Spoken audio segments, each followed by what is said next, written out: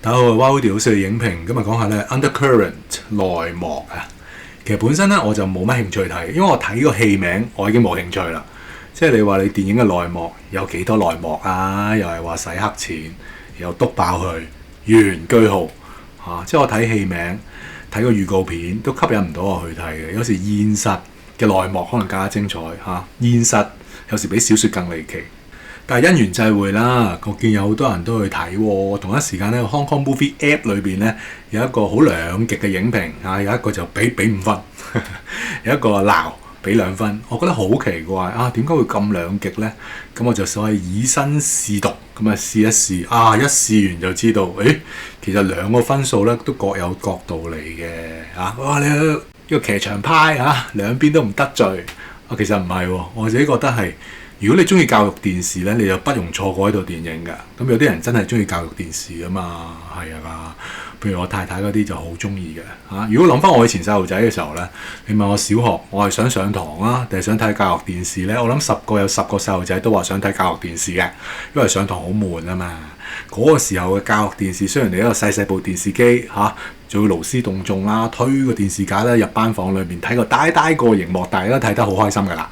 呢個就係教育電視。如果係小學生嘅時候，我會俾滿分嘅。咁所以有啲如果小學生心境好中意教育電視，你咪滿分咯，係嘛？我唔係真係踩低人嚇，佢可能真係好中意睇，有啲好中意愛回家一路追落去一樣啫嘛。咁但係我啲唔中意愛回家，我依家呢一刻你仲叫我睇教育電視，咁我梗係俾到佢2分啦。所以我可能最後我都係俾3分，係啊，10分裡面俾3分，唔係講笑。因為個故事咧係即係郭富城做主角啦，咁有啲師兄都話會唔會即係郭雷鋒咁樣咧？跟住個主旋律咯，我覺得似教育電視咯。同埋唔講唔記得，原來25年前咧就係公元2000嘅時候，郭富城同吳鎮宇合作嘅，即係相隔25年之後再聚頭咧。但我覺得個化學作用咧就好有限，絕對係俾嗰個劇本所限制啊。不過點都有啲讚位嘅，讚位就係可以有公開之餘咧。同埋都用咗班靚女啦，咁都 OK 啦。咁我而家就慢慢去剖析俾你聽啦，即係點解一套係一套教育電視係好可惜嘅。咁教育電視都有佢作用嘅。頭先我講咗有啲人中意之外咧，咁呢個都係即係多謝阿楊受成開戲啊。咁一班演員都有戲拍嚇，都叫做有薪金待下。如果佢唔開戲嘅時候，咁邊個仲有戲拍咧？咁我用呢個角度嘅時候都好過冇，係咪先？咁但係咧，始終係影評咧，咁我而家分析下呢套戲有啲咩問題啊嚇。IMDB 咧俾到5.4，其實都算係誠實㗎嚇，因為我都冇瞓到覺。如果我用我唔恰着嘅嚟講咧，其實可以係5分都得嘅。但係個故事咧，用依家呢個時代咧，依家嘅向度咧，就真係唔合格嘅。好簡單嚟講，點解會唔合格呢？第一就係咧，呢套係一套合拍片啦。你有英皇嘅投資之外咧，其實我見到嗰個嘅 credit 咧，有好多都係北京乜嘢、北京乜嘢、北京乜嘢、北京乜嘢㗎。咁啊冇辦法啦嚇。佢個主題嚟講咧，佢話係 undercurrent， 好似暗湧、暗流咁。但係你而家根本就係拍緊條明渠嚇，大家都睇到咩問題嘅時候，咁唔好睇嘅喎。你個故事咧太直線，你估到啊。高度可預測，好似教育電視咁咯。佢嗰啲反轉位，佢嗰啲劇情，邊個係奸嘅，奸到出汁。阿方中信咁樣樣，你一睇就知佢奸㗎。咁呢啲係唔好睇嘅喎，乜都話晒俾你聽，乜都估到嚇。所以我睇嘅時候，我唔會瞓着，但我會覺得係好可悲嘅。有時候，即係我睇嘅時候咧，後面都有啲一對我諗夫婦啦，都係50零咁啦，我估計。咁個女士咧，佢真係正評嘅喎。佢話：哎呀，開槍啊！哎呀，殺咗佢啊！佢真係成個劇情係緊扣佢嘅心弦嘅喎。佢好 enjoy，好投入，啲笑料佢又笑。咁所以喺我嘅角度咧，佢呢種觀眾咧係滿足於教育電視呢種咧，佢一定會俾高分同甚至係滿分嘅。咁但係我而家呢一種咧，我睇到好可悲、好心傷嘅時候咧，港產片即係冇嘅咁拍法，真係冇嘅咯喎。咁我就會俾得好低分就咁解啦。所以其實各有各嘅原因，我係解釋緊啫。而我睇多少少嘅時候咧，其實導演就係阿麥兆輝。咁我角度就冇辦法啦。你配合嗰個主旋律都回晒堂㗎啦。你雖然曾經以前都係名編導但係一切都變咗過去式啦。以前同阿莊文強一齊合作過嘅經典無間道3部曲亦都有竊聽風雲系列等等。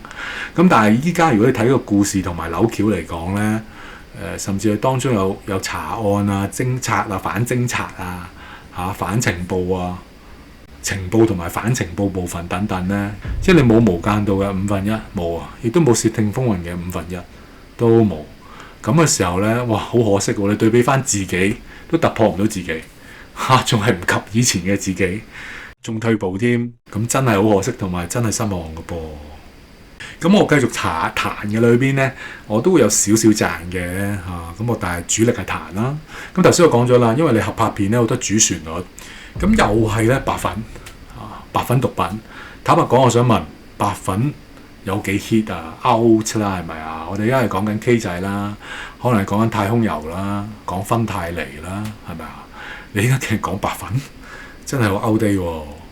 另一樣嘢咧，啲主旋律就係咩咧？個日本人奸嘅，哇，係咪又好似明顯得滯咧？即係你寫親嗰啲角色咧，佢都未出聲，你都知佢奸咯。即係方中信一出就知佢係奸，呢啲你唔好睇。有啲似咩咧？你當係京劇你畫到嗰個嘅花面，呢個咧就係個丑角，大家都知佢係奸嘅咁樣。但係你而家放落依家嘅電影裏邊係唔好睇嘅喎。不過又話時話，雖然仲係講白粉啦，雖然仲係講有個日本人係奸啦，又甚至又或者即係好似毒舌大狀咁，亦都係嗰啲嘅奸商當道啊咁你唔會講官商嘅，只係得奸商嘅啫。縱使係咁樣樣，佢都有啲係現實背景嘅。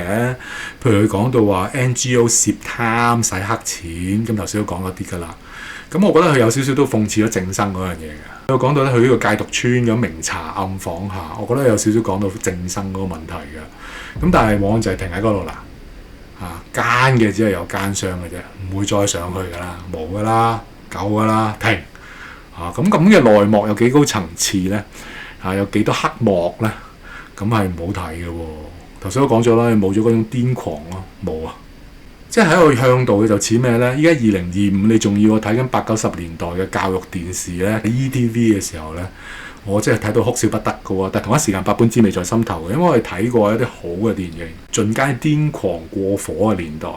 但係你而家全部都係小心翼翼咧，唔過紅線嘅時候係唔過陣嘅喎，唔過劑嘅喎。即係佢嗰啲所有嘅內幕啊、內情啊、扭橋咧，全部都係停留喺 ETV 嗰個嘅階段咧，嗰個層次咧係好可惜嘅。不過又唔係話係冇可取之處嘅。譬如話有一幕吳鎮宇咁樣去查案啦，咁你成個過程佢都有影到 CCTV 嗰樣嘢嘅。其實好多嘢都一目了然㗎啦。咁有 CCTV 嘅時候，你影住阿張文傑啦，咁啊影住張文傑可能個犯案過程啦，影到佢個逃跑路線啦。咁你喺電影裏面都有 CCTV 做呢個切入點，咁當然佢冇再繼續去斟酌 CCTV 啦。咁我自己去睇嘅時候，我都諗翻我哋現實裏邊都有祝融之災喎。咁祝融之災裏邊，其實如果你按翻電影嚟講，你有 CCTV 嘅時候，好多嘢一目了然嘅喎，係咪啊？咁你究竟邊個係個緣起點咧？如果 F 座係緣起點嘅時候，睇 CCTV 咯，係咪啊？咁點解有時可能個火頭會跳座嘅咧？咪睇 CCTV 咯。咁個消防員咁係點樣有事咯？開頭以為啲木棚冧咗落嚟冚住佢，又唔係咁樣嘅喎。睇 CCTV 咯。咁我哋有冇得睇啊？係咪啊？所以我咪話現實裏邊咧，有時比小説更離奇嘅咁解咯。咁但係冇啊！你連電影都有 CCTV，但係點解我哋現實冇咧？咁呢個好大嘅問題嚟㗎。咁當然，就算你今天俾你睇 CCTV 又如何咧？可能你過咗成個禮拜嘅時候，最後可能都係 deep shit 嚟㗎嘛，係咪啊？好啦，我就算當係第一日即刻俾你睇 CCTV 啦，咁可能都係預先預備好嘅 deep shit 嚟嘅啫嘛，所以無論點都好啦，其實都有左右兩邊嘅。咁但係我相信即係觀眾嘅眼睛係雪亮嘅，只要可以理性自由咁討論，你放出嚟嘅時候，大家都睇得清清楚楚。所以講到尾咧，有時現實即係比緊電影內幕咧更加多內幕嘅時候咧，都會再反省係咪仲要入戲院睇啲犯罪電影咧？因為依家真係太直線、太低能啦！啲劇情寫得唔係話啲演員唔好啊，演員其實幾好。譬如方中信咧，由佢開頭好衰、好惡、好奸，到佢最後真心淆底同驚咧，我嗰個前後對比個演繹我幾中意喎，唔錯嘅喎，係啊。又或者吳鎮宇咁樣老差骨咁樣咧，嗰啲唔嗲唔吊嘅態度咧，諗住係查案等人，等下者恰着咗嗰啲咧，我覺得都似老差骨嗰啲咁但係而家可惜就係個劇本咧係太各雷風啦，咁啊有啲可惜。仲有啲要彈係咩咧？就係頭先講咗，即係唔係個演員唔好啊，即係笨實嘅劇情啊。舉啲例子啊，譬如郭富城啦，或者叫各雷風咁樣啦。咁佢就冇異能嘅 Daredevil 啫嘛，即係充滿正義感噶啦，正義上身啊。咁但係有啲影評都話佢其實你諸事八卦啫，根本都唔關你事，人哋都冇針對你，但係你要踩隻腳落去喎，讓自己身犯險境。咁係咪有時太白痴、太低能，或者有時太離地咧？你冇異能㗎。你唔係 Daredevil 嚟㗎，咁但係你自己又咁勇，咁啊有啲誇張喎。咁頭先講咗啦，方中信呢啲咧，即係一出場就知佢係奸呢啲咧，就唔係咁好睇嘅。即係比有時金手指啊，嗰個劇情可能更加直線啊，咁啊死啦，太兒童向啦。仲有啲位好笨實係咩咧？你譬如三個人，大家都有各有各嘅料，三個人一齊入架車嗰度傾咧，我心諗你唔怕一鑊熟嘅咩？係嘛？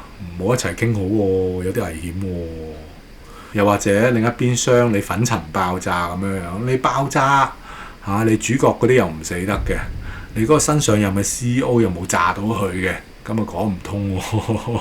你明明係冚包散嘅嗰下炸，好奇怪啊！電影雖然用咗一啲倒敘嘅鏡頭啊，有少少懸疑感同埋同觀眾一齊查案咁計啦，咁但係你嗰種懸疑同埋一齊查案咧，其實都係 ETV 質素啫嘛。就算有啲鏡頭，我記得幾中意嗰種運用嘅，譬如話任達華行過嘅路，任達華行過嗰條樓梯，一郭雷鋒咧再行翻嗰條樓梯，行翻嗰條路咧，即係換句話說係好似若干時間之後 ，OK， 郭富城繼續查嗰條路，查嗰條線，我覺得呢種表達係 OK 嘅，但係都係嗰句咯。如果個故事係 ETV 嘅時候就唔好睇。有啲金句係幾好嘅，譬如話邊個死咗，所有線索都冇啦。